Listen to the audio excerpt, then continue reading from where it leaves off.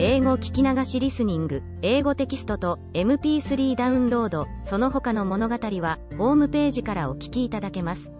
88thpp.com 88thpp.com Chapter 10. The Author's Economy, and Happy Life Among the Houyhnhnms. His Great Improvement in Virtue by Conversing with Them. Their Conversations.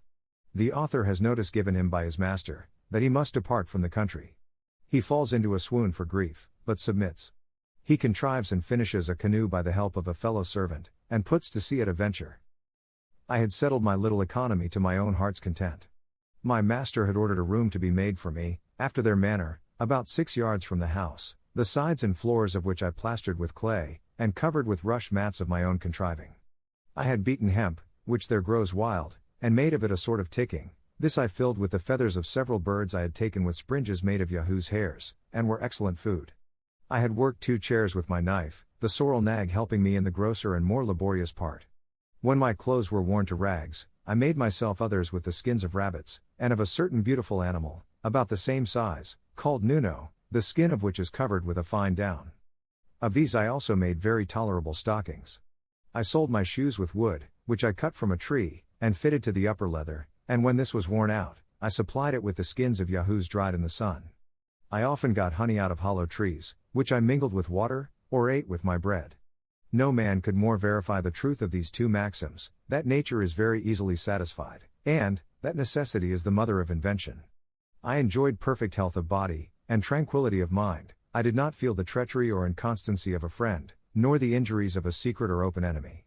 I had no occasion of bribing, flattering, or pimping, to procure the favor of any great man, or of his minion. I wanted no fence against fraud or oppression. Here was neither physician to destroy my body, nor lawyer to ruin my fortune, no informer to watch my words and actions, or forge accusations against me for hire. Here were no gibers, censurers, backbiters, pickpockets, highwaymen, housebreakers, attorneys, bawds, buffoons, gamesters, politicians, wits, splenetics, tedious talkers, controvertists, ravishers, murderers, robbers, virtuosos, no leaders, or followers, of party and faction, no encouragers to vice, by seducement or examples, no dungeon, axes, gibbets, whipping posts, or pillories, no cheating shopkeepers or mechanics, no pride, vanity, or affectation, no fops, bullies, drunkards, strolling whores, or poxes, no ranting, lewd, expensive wives, no stupid, proud pedants, no importunate,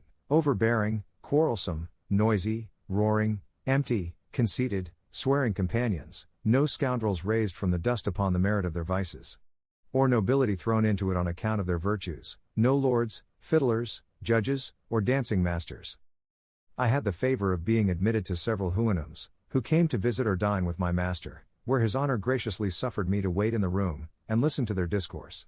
Both he and his company would often descend to ask me questions, and receive my answers. I had also sometimes the honor of attending my master in his visits to others. I never presumed to speak, except in answer to a question, and then I did it with inward regret, because it was a loss of so much time for improving myself, but I was infinitely delighted with the station of an humble auditor in such conversations, where nothing passed but what was useful, expressed in the fewest and most significant words, where, as I have already said, the greatest decency was observed, without the least degree of ceremony, where no person spoke without being pleased himself, and pleasing his companions, where there was no interruption, tediousness, heat, or difference of sentiments. They have a notion, that when people are met together, a short silence does much improve conversation. This I found to be true, for during those little intermissions of talk, new ideas would arise in their minds, which very much enliven the discourse. Their subjects are, generally on friendship and benevolence, on order and economy, sometimes upon the visible operations of nature, or ancient traditions, upon the bounds and limits of virtue, upon the unerring rules of reason, or upon some determinations to be taken at the next great assembly, and often upon the various excellences of poetry.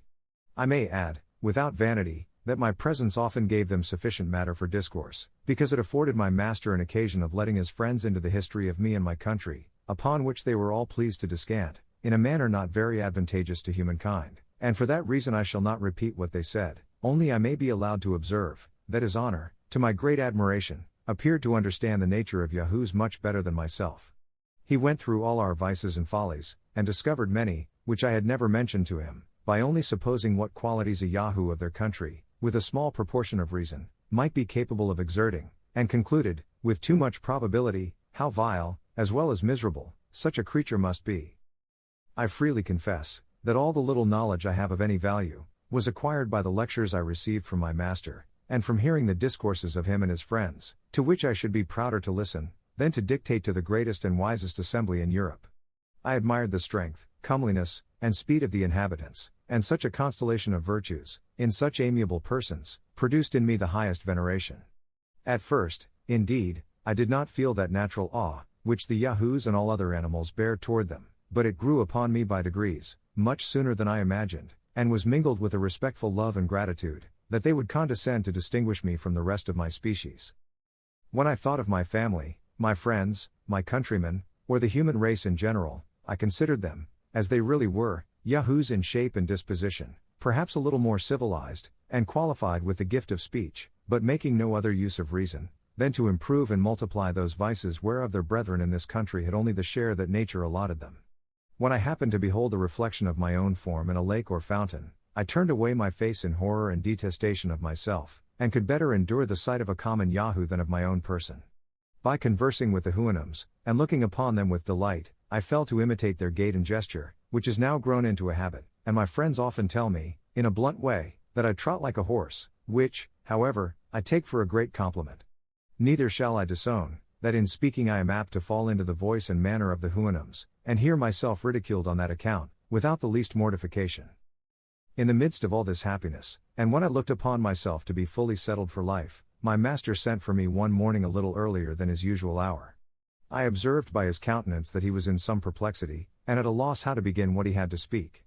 After a short silence, he told me, he did not know how I would take what he was going to say, that in the last General Assembly, when the affair of the Yahoos was entered upon, the representatives had taken offense at his keeping a Yahoo, meaning myself, in his family, more like a Houyhnhnm than a brute animal, that he was known frequently to converse with me, as if he could receive some advantage or pleasure in my company, that such a practice was not agreeable to reason or nature, or a thing ever heard of before among them. The assembly did therefore exhort him either to employ me like the rest of my species, or command me to swim back to the place whence I came, that the first of these expedients was utterly rejected by all the Houyhnhnms who had ever seen me at his house or their own, for they alleged, that because I had some rudiments of reason, added to the natural pravity of those animals, it was to be feared I might be able to seduce them into the woody and mountainous parts of the country, and bring them in troops by night to destroy the Houyhnhnms' cattle, as being naturally of the ravenous kind, and averse from labor.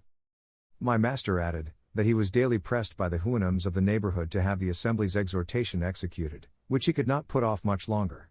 He doubted it would be impossible for me to swim to another country, and therefore wished I would contrive some sort of vehicle, resembling those I had described to him, that might carry me on the sea, in which work I should have the assistance of his own servants, as well as those of his neighbors. He concluded, that for his own part, he could have been content to keep me in his service as long as I lived, because he found I had cured myself of some bad habits and dispositions, by endeavoring, as far as my inferior nature was capable, to imitate the Houyhnhnms. I should here observe to the reader, that a decree of the General Assembly in this country is expressed by the word hloan, which signifies an exhortation, as near as I can render it, for they have no conception how a rational creature can be compelled, but only advised, or exhorted, because no person can disobey reason, without giving up his claim to be a rational creature. I was struck with the utmost grief and despair at my master's discourse, and being unable to support the agonies I was under, I fell into a swoon at his feet. When I came to myself, he told me that he concluded I had been dead, for these people are subject to no such imbecilities of nature. I answered in a faint voice, that death would have been too great a happiness, that although I could not blame the assembly's exhortation, or the urgency of his friends, yet, in my weak and corrupt judgment, I thought it might consist with reason to have been less rigorous, that I could not swim a league, and probably the nearest land to theirs might be distant above 100, that many materials, necessary for making a small vessel to carry me off, were wholly wanting in this country, which, however, I would attempt, in obedience and gratitude to his honor, although I concluded the thing to be impossible, and therefore looked on myself as already devoted to destruction, that the certain prospect of an unnatural death was the least of my evils, for, supposing I should escape with life by some strange adventure, how could I think with temper of passing my days among Yahoos, and relapsing into my old corruptions, for want of examples to lead and keep me within the paths of virtue? that I knew too well upon what solid reasons all the determinations of the wise Houyhnhnms were founded, not to be shaken by arguments of mine, a miserable Yahoo, and therefore, after presenting him with my humble thanks for the offer of his servant's assistance in making a vessel, and desiring a reasonable time for so difficult a work, I told him I would endeavor to preserve a wretched being, and if ever I returned to England, was not without hopes of being useful to my own species, by celebrating the praises of the renowned Houyhnhnms, and proposing their virtues to the imitation of mankind. My master, in a few words, made me a very gracious reply, allowed me the space of 2 months to finish my boat, and ordered the sorrel nag, my fellow servant, for so, at this distance, I may presume to call him, to follow my instruction, because I told my master, that his help would be sufficient, and I knew he had a tenderness for me. In his company, my first business was to go to that part of the coast where my rebellious crew had ordered me to be set on shore. I got upon a height, and looking on every side into the sea, fancied I saw a small island toward the northeast. I took out my pocket glass, and could then clearly distinguish it above 5 leagues off, as I computed, but it appeared to the sorrel nag to be only a blue cloud, for as he had no conception of any country beside his own, so he could not be as expert in distinguishing remote objects at sea, as we who so much converse in that element. After I had discovered this island, I considered no further, but resolved it should, if possible, be the first place of my banishment, leaving the consequence to fortune. I returned home, and consulting with the sorrel nag, we went into a copse at some distance, where I with my knife, and he with a sharp flint, fastened very artificially after their manner, to a wooden handle, cut down several oak wattles, about the thickness of a walking staff, and some larger pieces. But I shall not trouble the reader with a particular description of my own mechanics. Let it suffice to say, that in 6 weeks' time with the help of the sorrel nag, who performed the parts that required most labor, I finished a sort of Indian canoe, but much larger, covering it with the skins of yahoos, well stitched together with hempen threads of my own making. My sail was likewise composed of the skins of the same animal, but I made use of the youngest I could get, the older being too tough and thick, and I likewise provided myself with 4 paddles. I laid in a stock of boiled flesh, of rabbits and fowls, and took with me 2 vessels, one filled with milk and the other with water. I tried my canoe in a large pond, near my master's house, and then corrected in it what was amiss, stopping all the chinks with Yahoo's tallow, till I found it staunch, and able to bear me and my freight, and, when it was as complete as I could possibly make it, I had it drawn on a carriage very gently by Yahoos to the seaside, under the conduct of the sorrel nag and another servant. When all was ready, and the day came for my departure, I took leave of my master and lady and the whole family, my eyes flowing with tears, and my heart quite sunk with grief. But his honor, out of curiosity, and, perhaps, if I may speak without vanity, partly out of kindness, was determined to see me in my canoe, and got several of his neighboring friends to accompany him. I was forced to wait above an hour for the tide, and then observing the wind very fortunately bearing toward the island to which I intended to steer my course, I took a second leave of my master, but as I was going to prostrate myself to kiss his hoof, he did me the honor to raise it gently to my mouth. I am not ignorant how much I have been censured for mentioning this last particular. Detractors are pleased to think it improbable, that so illustrious a person should descend to give so great a mark of distinction to a creature so inferior as I. Neither have I forgotten how apt some travelers are to boast of extraordinary favors they have received. But, if these censurers were better acquainted with the noble and courteous disposition of the Houyhnhnms, they would soon change their opinion. I paid my respects to the rest of the Houyhnhnms in his honor's company, then getting into my canoe, I pushed off from shore. 英語聞き流しリスニング、英語テキストと MP3 ダウンロード、その他の物語は、ホームページからお聞きいただけます。88thpp.com 88thpp.com